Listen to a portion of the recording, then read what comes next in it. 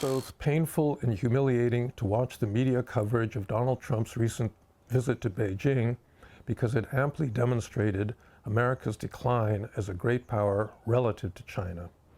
Prior to the summit, expectations were very low.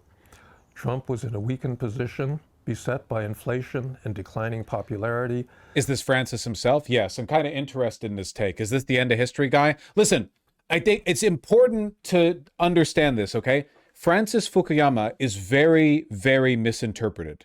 When he said that we had reached the end of history, he was not saying that neoliberalism was a flawless system and no change would ever be needed from this point forward. What he was saying was that history had frozen. It's almost a Marxist argument. He was arguing that following the end of the Cold War, the dialectical forces operating on the West that allowed it to change and grow over time had halted. That the existence of the Soviet Union and the tension geopolitically between the US and the Soviet Union was a dialectical pressure that allowed the US to advance. There is a legitimate argument to be made that if it wasn't for the Soviet Union, the Civil Rights Act either wouldn't have passed at all or would have taken much longer to pass. There was a pressure internationally, you know? The fact that we were competing with another superpower meant that we had to put on a good face for the rest of the world. And it did look bad to a lot of the world that we were fighting so tenaciously to prevent black people from having, you know, equal rights.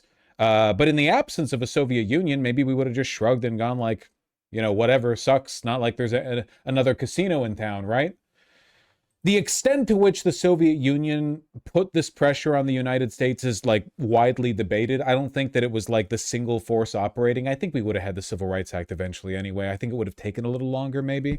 But it's an argument worth exploring. So what Fukuyama said when he said we've reached the end of history is like the forces are now grinding to a halt. We are now in stagnation, and that stagnation will eventually self-destruct because people will get bored. And that is what happened, right?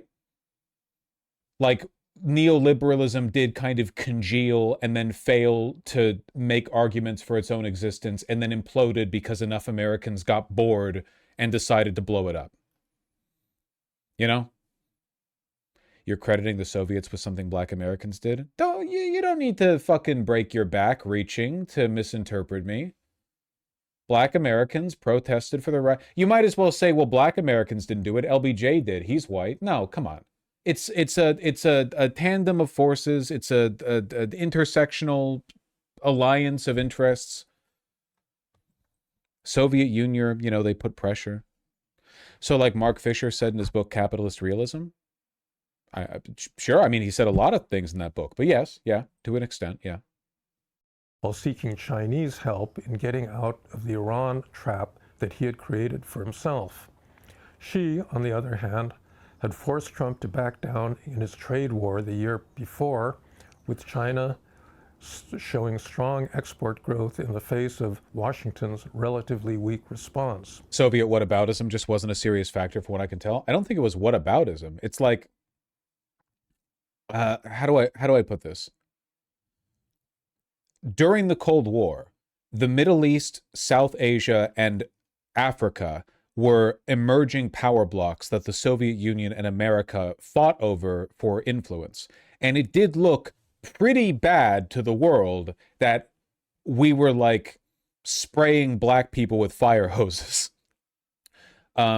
This might not be a pressure that Americans would have acceded to if we felt like there was no other game in town, but the Soviet Union did like have a better pitch there. Not because they weren't racist. The Soviet Union literally like ethnically displaced portions of their own population, but they were, at least in this respect, better at propaganda. Mostly because the Soviet Union didn't have free press and we did. So the world and American journalists were allowed to comment on the racism of American police and society, whereas in the Soviet Union, it's not like there were a bunch of Soviet-era journalists critiquing Stalin for his handling of ethnic migration, right?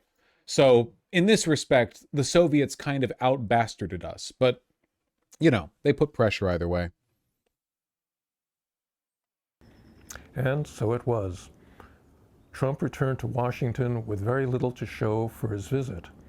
Only 2 agreements on opening Chinese markets to U.S. products and no political help in the Middle East. China did agree to buy 200 Boeing aircraft, fewer than expected, but it failed to follow through on similar promises in the past. The White House also claimed that China had agreed to purchase $17 billion in agricultural products, but China has not confirmed this. This did not prevent Trump from claiming that they did, quote, great trade deals, and that the meeting was, quote, a great success. It was the optics of the meeting that demonstrated how far Trump has fallen in Chinese eyes. Trump was not met at the airport by Xi, but by a lower-ranking official. He was seated on the podium in a chair that made him look smaller than Xi, a slight that could have been avoided had Trump's State Department not sidelined the protocol officials whose job it is to look after these things. The worst part of the visit was Trump's constant sycophancy, exclaiming that Xi was a great leader, really a friend, someone from central casting. He effused again and again about how beautiful and impressive China was. As in previous interactions with various dictators, Trump seems to have thought that they would be impressed by the same kind of praise and flattery that he himself reveled in. Xi, for his part, failed to reciprocate any of these assertions of friendship, stating merely that the United States and China should be partners and not rivals. The most significant issue arising out of the summit was obviously Taiwan. Taiwan had just been promised a $14 billion... This dude's cooking? Well, I mean, he is a smart guy. I think one of the big takeaways from this era is just that neoliberalism is a dead-end ideology because it almost immediately forgets the need to self-justify. Neoliberalism defers way too much power from the political class to the corporate class, and as a consequence, the people in charge whose job it is to convince people to not riot forget to do their jobs properly. If you can't convince the people beneath you that you're doing a good job leading, things will eventually implode. Even kings and emperors had to convince the people beneath them that they were doing a good job leading. Weak kings and weak emperors, people who were perceived to be incompetent, typically, faced way more civil strife and unrest because people felt like they could get a better deal by getting them ousted and replaced with somebody else. Arms package voted on by Congress earlier in the year. In advance of the summit, it was held up, and there's no indication that delivery will resume anytime soon. Xi told Trump that the future relations with Washington would be conditioned on the level of U.S. support for the island. A light seems to have gone on in Trump's head that Taiwan would be what he called a very good negotiating chip in trade negotiations with Beijing. In other words, you trade an ally's security for economic advantage. Trump made other dismissive remarks about the island, and he also repeated his assertion that Taiwan had stolen semiconductor technology from the United States, something that is simply not true. His failure to say anything about Taiwan's security stood in sharp contrast to Joe Biden's clear assertion that the United States would act in the defense of that country. Donald Trump is a politician who is unable to see the world in anything other than personal and self-interested terms. He was furious after his return at the suggestion that Obama was treated with more respect than he was, using the occasion to assert that, quote, nobody respects Obama, and that in any case, Obama was a divider. The Chinese media has been talking for some time about the United States being a declining power. Xi apparently brought this up with Trump directly by expressing the hope that the two countries could avoid the Thucydides trap, in which a declining America tried to block the rise of a rising China rather than ceding power and world leadership gracefully.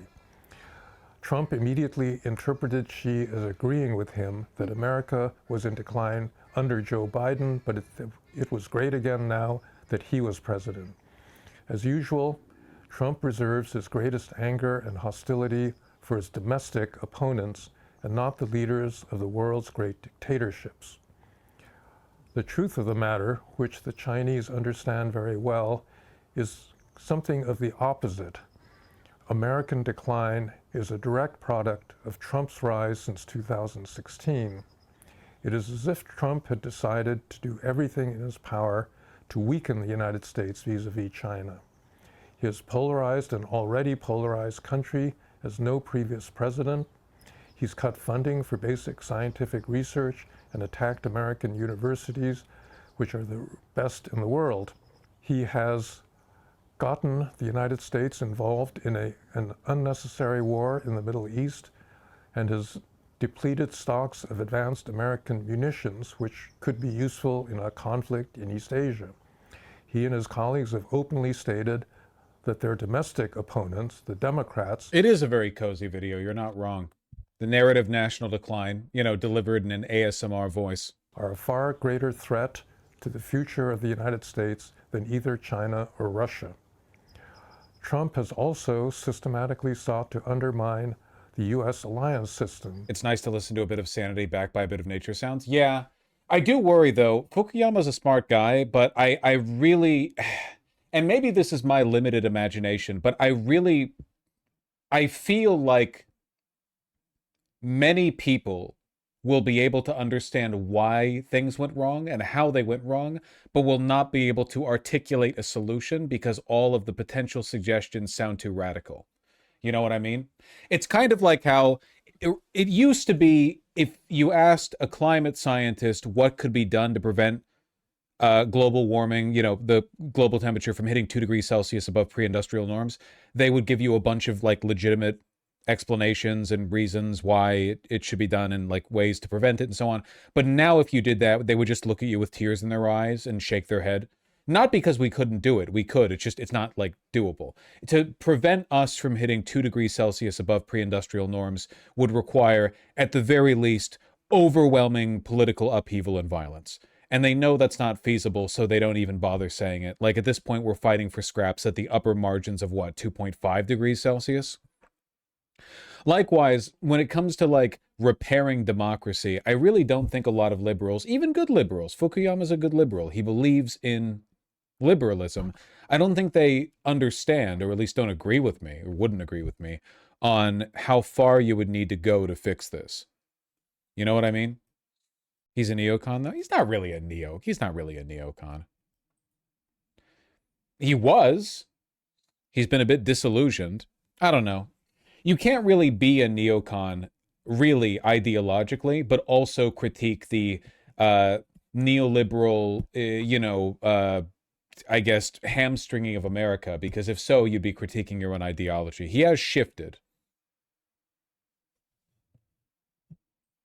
Disparaging allies while heaping tariffs on even the closest traditional friends and threatening to grab the territory from Denmark, Greenland, a loyal NATO ally. He claims that the United States, under his leadership, is now respected as never before. Actually, something close to the opposite is the truth. There is agreement among America's friends and rivals that the United States has become something of a rogue state that is contributing to global instability and disorder, as well as something of a laughingstock. Trump has made Xi Jinping's life enormously easier, in a way that was reflected in his behavior during the summit. America under Trump has been engaged in such a determined process of self-harm that China does not really need to do anything other than sit back and watch it unfold. Trump predicted that China would not attack Taiwan while he was the president, and he may be right about this. Xi does not want to get in the way of a declining United States, but he may be forced to act quickly if the United States finally gets a president who wants to reverse this long-term trajectory. Thanks for listening. Please subscribe to the Frankly Fukuyama YouTube channel. I find this quite charming. Can you blame me? What is Western civilization? Who knows, man? Who knows? Better at self-promo than you are? No kidding. He posts cute selfies on Instagram too? Not trying to be contrarian, but this comes across kind of like the Mark Carney speech. Well, the difference is that Mark Carney is a hypocrite. Fukuyama isn't in power. He's identified the problem for decades now. Mark Carney will, you know, moan or like bemoan the end of the pretend world order, but then like do nothing to fix or address it. The flannel shirt was nice. The flannel shirt was very nice. He seems to have a keenness for them. Carney's speech was basically just saying we could do a capitalism without America. Yeah, it really wasn't. It was exceptional in how candid he was in his awareness that the global world order had always been like a fake, like an artificial construct, but he didn't offer any solutions to it other than, well, I guess we're on our own without America anymore. You know? Yeah, everyone wants to save capitalism. You're not getting it, man. You're not getting it. It's fucked.